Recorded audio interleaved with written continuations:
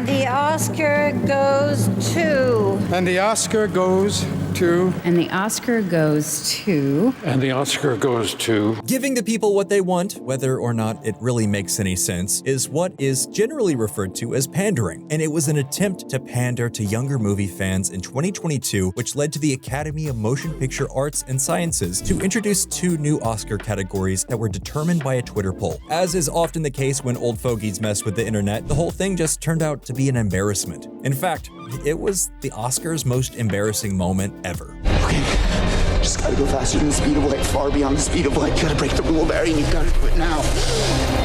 If you've seen our video about the worst Best Picture winner in Oscar history, then you already know the Academy Awards, better known as the Oscars, started out in 1929 as a studio boss's cynical attempt to prevent the film industry from unionizing. Over the subsequent years, however, the Academy evolved, and before too long, the awards were being decided by the most elite professionals of the movie industry. Right from the start, the Oscars were considered important industry awards, and they became an object of fascination for the general public almost as quickly.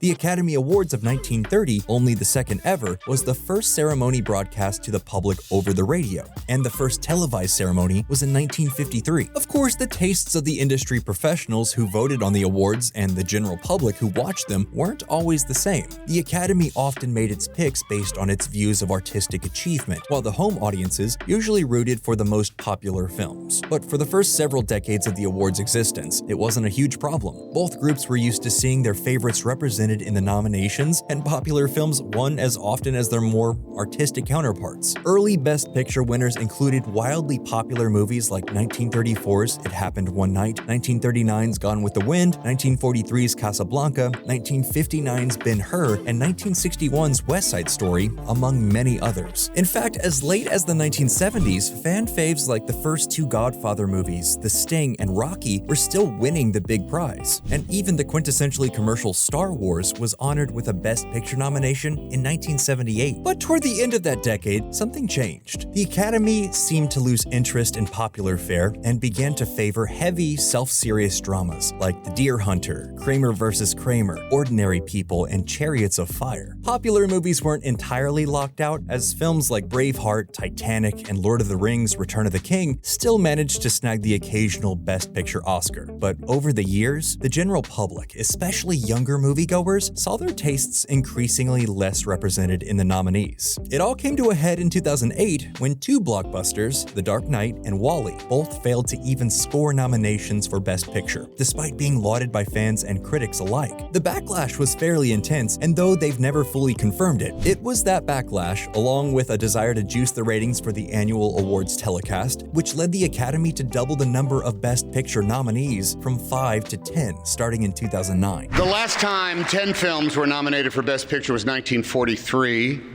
The World Was at War, and Casablanca took home the big prize. The hope at the time was that including the more popular films, like superhero movies, in the nominees would draw more viewers to tune in, but results were mixed at best. The occasional popular film like Up, Toy Story 3, and Mad Max: Fury Road managed to snag nominations, but most of the additional slots wound up going to more obscure dramas, and none of the few blockbusters that snuck in actually won. That being the case, the ratings didn't improve, and the expanded nominations never sat particularly well with the Academy's more traditional audience. To remedy the situation, the Academy went back to the drawing board, and in 2018, they introduced a new category called Outstanding Achievement in Popular Film. Once again, the idea was to honor more commercially successful movies like Black Panther, and while it probably seemed like a good idea at the time, the announcement, which seemed to water down the significance of the Best Picture award, was met with fierce backlash. The Academy canceled the new category before that year's ceremony and went looking for a better option. That allegedly better option finally emerged in 2022 when the Academy announced the addition of the fan favorite movie and most cheer-worthy movie moment ever categories. And these would be no ordinary categories.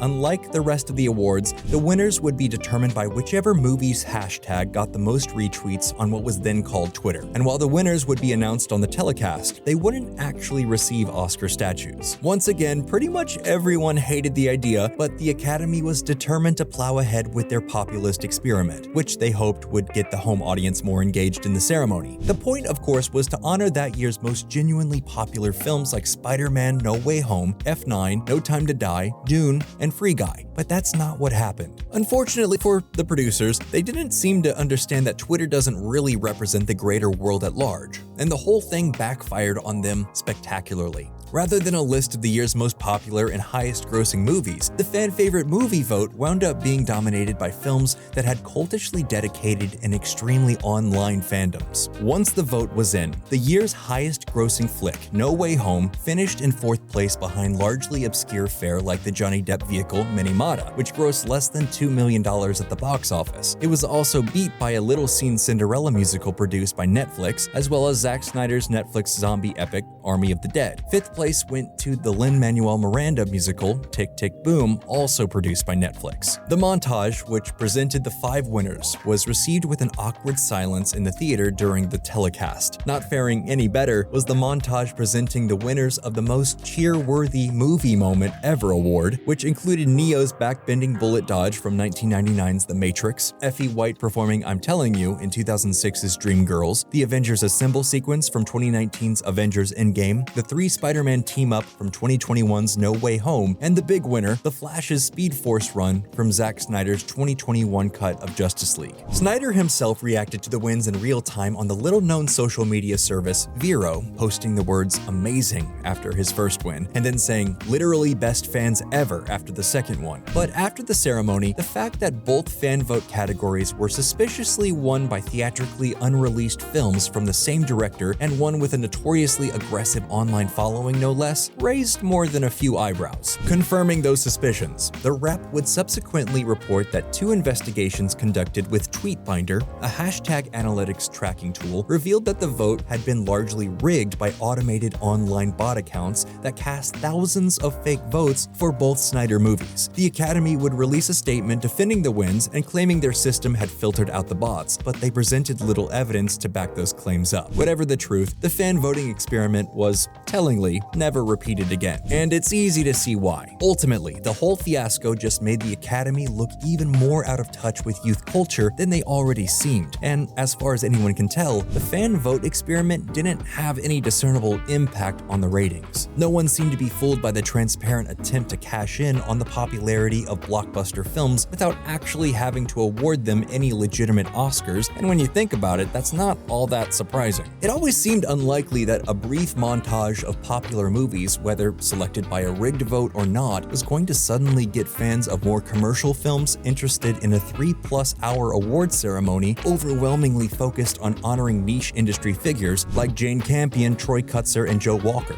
Not to mention, there are already a slew of awards shows dedicated to more popular fare, including ones like the MTV Movie and TV Awards, and the People's Choice Awards, among others. And in the end, the inclusion of the fan vote categories at the Oscars only served to dilute the appeal of the once prestigious ceremony. The funniest part is, it's not entirely clear the Oscars needed to make special efforts to honor popular blockbusters. The past few years have seen nominations go to box office champions like Dune, Joker, Barbie, Top Gun Maverick, Once Upon a Time in Hollywood, and Black Panther: Wakanda Forever. Moreover, popular faves like Oppenheimer and Everything Everywhere All at Once outright won the Best Picture category. The bottom line is that the Academy's efforts at appealing to a younger crowd has failed at every turn. And with every attempt, they've just gotten further and further away from what actually interests Oscar fans in terms of films. Trying to curry favor with fans of the MCU at the expense of those who genuinely appreciate what the Oscars have always truly been about was always a questionable strategy,